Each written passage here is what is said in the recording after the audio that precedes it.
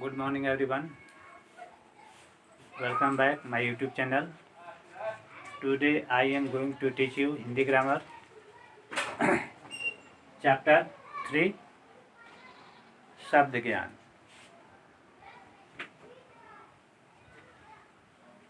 इस चैप्टर में हम पढ़ेंगे शब्द किसे कहते हैं, शब्द के कितने प्रकार होते हैं, उत्पत्ति के आधार पर शब्द के कितने भेद होते हैं, व्युत्पत्ति के आधार पर शब्द के कितने भेद होते हैं, अर्थ के आधार पर शब्द के कितने भेद होते हैं, रचना या बनावट के आधार पर शब्द के कितने भेद होते हैं। तो आइए जानते हैं शब्द किसे कहते हैं। चैप्टर 3 निकालिए, दिया हुआ है शब्द ज्ञान। शब्द किसे कहते हैं? दो या दो से अधिक वर्ण से मिलकर बने सार्थक समूह को शब्द कहते हैं। जैसे आप पढ़े होंगे क जोड़ ल जोड़ म, कलम। इसमें वर्ण है क जोड़ ल जोड़ म, ठीक है ना। इसको क्या कहेंगे? वर्ण कहेंगे। तो परिभाषा मैंने आपको बताया कि दो या दो से अधिक वर्ण से मिलकर बने सार्थक समूह को शब्द कहते हैं। उदाहरण भी मैंने बताया, या जैसे कलम हम अभी बताए हैं आपको, तो क जोड़ अ, ल जोड़ अ, म जोड़ अ, तीनों मिलकर के बनते हैं कलम। उसी तरह बादल, ब जोड़ आ, द जोड़ अ, ल जोड़ अ, बादल हो गया। अब इसमें सवाल है कि शब्द को कितने आधारों पर विभाजित किया जा सकता है। ठीक है, शब्द को कितने आधारों पर विभाजित किया जाता है, यानी बांटा जाता है। तो शब्द को 4 आधारों पर विभाजित किया जाता है। ठीक है। अब दूसरा सवाल है, व्युत्पत्ति के आधार पर शब्द के कितने भेद होते हैं? उत्तर होगा, व्युत्पत्ति के आधार पर शब्द के 3 भेद होते हैं। कितने भेद होते हैं? 3 भेद। नंबर 1 रूढ़ शब्द, नंबर 2 यौगिक शब्द, नंबर 3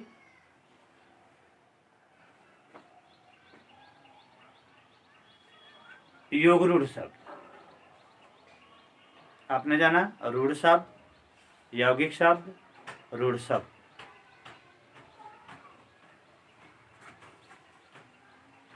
अब आप देखेंगे क्वेश्चन नंबर, रूढ़ शब्द, यौगिक शब्द और जोगरूढ़ शब्द जो हैं, ये 3 हो गए शब्द के आधार पर शब्द के 3 भेद। योग, रूढ़ शब्द, यौगिक शब्द। अब देखेंगे हम अर्थ के आधार पर शब्द के कितने भेद होते हैं या शब्द के प्रकार होते हैं, स्पष्ट करें। अब आपको जानना पड़ेगा इसको कि अर्थ के आधार पर शब्द के कितने भेद। तो अर्थ के आधार पर शब्द के 2 भेद होते हैं। कितने होते हैं? 2। अर्थ के आधार पर शब्द के 2 भेद होते हैं। नंबर 1 सार्थक शब्द, नंबर 2 निरर्थक शब्द। नाम से ही आपको पता चल गया होगा कि सार्थक क्या है और निरर्थक क्या है। तो आइए जानते हैं। सार्थक शब्द वह शब्द जिनका कोई ना कोई अर्थ होता है, उसे सार्थक शब्द कहते हैं। कोई ना कोई अर्थ होता है, ठीक है ना। सार्थक का मतलब होता है जिसका अर्थ निकले, ठीक है ना। तो मैंने अभी बताया आपको कि वह शब्द जिनका कोई ना कोई अर्थ निकलता है, उन्हें सार्थक शब्द कहते हैं। जैसे प जोड़ ए न जोड़ अ, आप कहेंगे पेन। ठीक है, या आप ऐसे भी कह सकते हैं जिसका सार्थक शब्द में जिसका अर्थ निकले हाथ, कान, नाक, पुस्तक, विद्यार्थी, शिक्षक, विद्यालय। ठीक है ना, इसका कोई ना कोई अर्थ निकल जाता है। दूसरा है निरर्थक शब्द। वह शब्द, निरर्थक शब्द बता रहे हैं, वह शब्द जिनका कोई अर्थ नहीं निकले उसे हम निरर्थक शब्द कहते हैं। जैसे आपको दिया गया है, पढ़ते होंगे, अरे चाय ओई। चाय जो है सार्थक शब्द है, लेकिन ओई, ओई का कोई अर्थ नहीं निकलता। पानी वानी, पानी सार्थक शब्द हुआ, लेकिन वानी का कोई अर्थ नहीं निकलता। ठीक है ना। इसी तरह आपको मिलेगा क्वेश्चन नंबर 4। क्वेश्चन नंबर 4 में है योगरूढ़ शब्द किसे कहते हैं। ठीक है, योगरूढ़ शब्द किसे कहते हैं? जो शब्द दो या दो से अधिक शब्दों के योग से बनते हैं उसे हम क्या कहते हैं?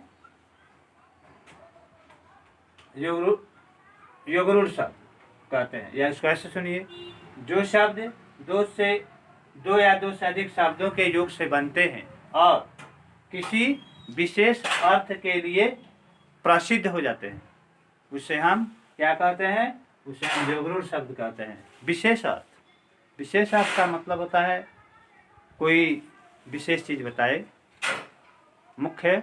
जैसे कहा गया है लंबोदर, लंबा, लंब जोड़ उदर, यानी लंबा है जिसका पेट। तो किसका पेट लंबा है भाई? अर्थात गणेश। दशानन, 10 आनन है जिसका, अर्थात रावण। ठीक है, तो मैंने अभी आपको बताया योगरूढ़ शब्द किसे कहते हैं। जो शब्द दो या दो से अधिक शब्दों के योग से बनते हैं और किसी विशेष अर्थ के लिए प्रसिद्ध हो जाते हैं उसे योगरूढ़ शब्द कहते हैं। जैसे लंबोदर हुआ, दशानन हुआ, चक्रधर हुआ, पीड़ा, वीणा पाणी, वीणा पाणी, पीड़ा है पाणी मतलब हाथ में, वीणा है जिसके हाथ में, अर्थात सरस्वती। ठीक है। तीसरा कहता है तत्सम और तद्भव की परिभाषा लिखिए। तत्सम और तद्भव की परिभाषा लिखिए। तो सुनिए तत्सम क्या है। संस्कृत के मूल शब्द जो हिंदी में प्रयोग किए जाते हैं, संस्कृत के मूल शब्द जो हिंदी में ज्यों के त्यों प्रयोग किए जाते हैं उससे हम तत्सम शब्द कहते हैं। जैसे अग्नि, जल, पुस्तक, अध्यापक। ठीक है, तो एक तत्सम हुआ। उसके बाद कहता है तद्भव किसे कहते हैं। तद्भव शब्द क्या है? तद्भव शब्द किसे कहते हैं? तो उसका आंसर होगा कि संस्कृत के जो शब्द होते हैं या संस्कृत के शब्द जो बिगड़े हुए होते हैं और हिंदी में प्रयोग किए जाते हैं उसे हम तद्भव शब्द कहते हैं। मतलब संस्कृत शब्द के बिगड़े हुए रूप को, संस्कृत शब्द के बिगड़े हुए रूप को तद्भव कहते हैं। जैसे अभी आपको मैंने पहले बताया था तत्सम में कि जल, तो इसका बिगड़ा जल जो है वह तत्सम शब्द है, लेकिन उसका बिगड़ा हुआ रूप है पानी। ठीक है। मैंने आपको बताया था अध्यापक, उसका बिगड़ा हुआ रूप है शिक्षक या मास्टर लोग कहते हैं। ठीक है। उसके बाद में आपको बताया था तद्भव में आ जाएगा आपको, जैसे वृक्ष है तत्सम, तो उसका तद्भव हो जाएगा पेड़। ठीक है। उसी तरह आपको हो जाएगा पुष्प, तद्भव शब्द तत्सम शब्द है तो उसका बिगड़ा रूप हो जाएगा फूल। तत्सम हो गया पुष्प, बिगड़ा हुआ रूप हो गया फूल, इत्यादि। अगला क्वेश्चन है देशज शब्द किसे कहते हैं? उदाहरण दीजिए। देशज शब्द, देशज नाम से ही स्पष्ट है कि वह शब्द जिनका जन्म किसी भारतीय भाषा या बोली से हुआ है उसे हम देशज शब्द कहते हैं। या आप ऐसे भी कह सकते हैं कि देश में पाए जाने वाली शब्द को देशज कहते हैं। जैसे मान लेते हैं, नाम सुने होंगे पगड़ी, जो हम लोग बांधते हैं, पगड़ी, लोटा, छिपा, ठुनगी, ये सब देशज शब्द हैं। बात समझ में आ गई। अगला क्वेश्चन है आपका, अब यहाँ पे तो 6 क्वेश्चन हुए। 7वां नंबर क्वेश्चन है, विदेशज शब्द किसे कहते हैं? वह शब्द जो विदेशों में उत्पन्न हुआ और हमारी हिंदी भाषा में उसका प्रयोग किया जाता है, उसे विदेशज शब्द कहते हैं। यानी जिन शब्दों का जन्म दूसरी भाषा से हुआ और दूसरी भाषा से हुआ, उन्हें हम विदेशज शब्द कहते हैं। यानी जिन शब्द का जन्म विदेशों में हुआ है, उसे हम विदेशज शब्द कहते हैं। जैसे hospital, doctor, chair, table, teacher, ठीक है ना। या ऐसे भी कह सकते हैं कैंची, अमीर, तारीख, चम्मच, मजा, ये सारे शब्द जो हैं विदेशज शब्द हैं। अगला क्वेश्चन है, यौगिक शब्द किसे कहते हैं? देखिए, वे शब्द जिनके खंड सार्थक होते हैं उन्हें हम यौगिक शब्द कहते हैं।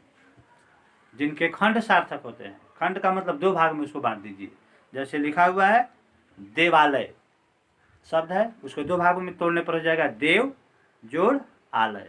देव का मतलब देवता, आलय का मतलब घर। यानी मैंने अभी बताया कि वे सब जिनके खंड सार्थक होते हैं, सार्थक मतलब जिसका अर्थ निकल जाए, ठीक है ना। तो मैंने बताया देवालय, देव जोड़ आलय, एक शब्द बना देवालय। देव का अर्थ देवता, आलय का मतलब घर, 2 खंड हुआ देव आलय। देव का मतलब देवता, आलय का मतलब घर, देवालय का मतलब हुआ देवताओं का घर। दोनों खंड जो हैं देव और आलय, दोनों खंड सार्थक हैं और दोनों के अलग अलग अर्थ निकले। देव मतलब देवता, आलय मीन्स घर अर्थात देवालय। अब कहता है रूढ़ शब्द किसे कहते हैं?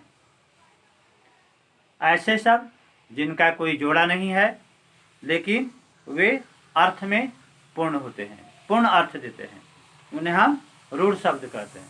जैसे नाक, कान, घर, फल इत्यादि। अब कहता है, अगला क्वेश्चन है, उत्पत्ति के आधार पर शब्द के कितने भेद होते हैं? उत्पत्ति के आधार पर शब्द के कितने भेद होते हैं? तो सुनिए, आंसर होगा उत्पत्ति के आधार पर शब्द के 4 भेद होते हैं। कितने होते हैं? 4। तो उत्पत्ति के आधार पर शब्द के 4 भेद होते हैं। नंबर 1 तत्सम शब्द, नंबर 2 तद्भव शब्द, नंबर 3 देशज शब्द, नंबर 4 विदेशज शब्द। मैंने अभी सबको परिभाषित किया है। तत्सम किसे कहते हैं, तद्भव किसे कहते हैं, देशज किसे कहते हैं, विदेशज किसे कहते हैं। बात समझ में आ गई। अब हम ये तीसरा चैप्टर जो है शब्द ज्ञान, आज हमारा शब्द ज्ञान तीसरा चैप्टर समाप्त हुआ। किताब के कुछ प्रश्न हैं जो आप कॉपी में उसको लिखेंगे। मैंने ऐसे आपको यहाँ बोर्ड पर भी बता दिया है, ठीक है। और उसके बाद में बनाने का भी आप प्रयास करेंगे, ठीक है। आपका तीसरा चैप्टर जो है आज समाप्त हुआ। कल फिर हम आपसे मिलेंगे चौथा चैप्टर के साथ, ठीक है। यह जो हम अभी बात बताए हैं आप लोगों को, शब्द ज्ञान, यह वर्ग जो है 6 में भी चैप्टर है, वहीं 7 में भी वही है और 8 क्लास में भी वही है। यानी 6, 7 और स्टैंडर्ड 8, ये तीनों क्लास के लिए जो चैप्टर है शब्द ज्ञान सेम है, ठीक है। बस 6, 7 और 8 ये तीनों क्लास के विद्यार्थी जो हैं वह अपना बुक वर्क पूरा करेंगे और जो क्वेश्चन अभी हम आपको बताए हैं सभी, इस सबको कॉपी में नोट करेंगे और फिर अगले क्लास में हम आपसे मिलेंगे। चैप्टर होगा चौथा नंबर, ठीक है। इसको पूरा याद करेंगे, ये नहीं जो सर आए पढ़ा दिए हो गया, नहीं, सुन लिए, उसको दिमाग में रखिए, फिर इसको कॉपी में क्वेश्चन आंसर को नोट कीजिए, फिर इसको पढ़िए, ठीक है। इसके बाद हम फिर आपसे कल मिलेंगे 4 नंबर चैप्टर के साथ। तब तक के लिए धन्यवाद।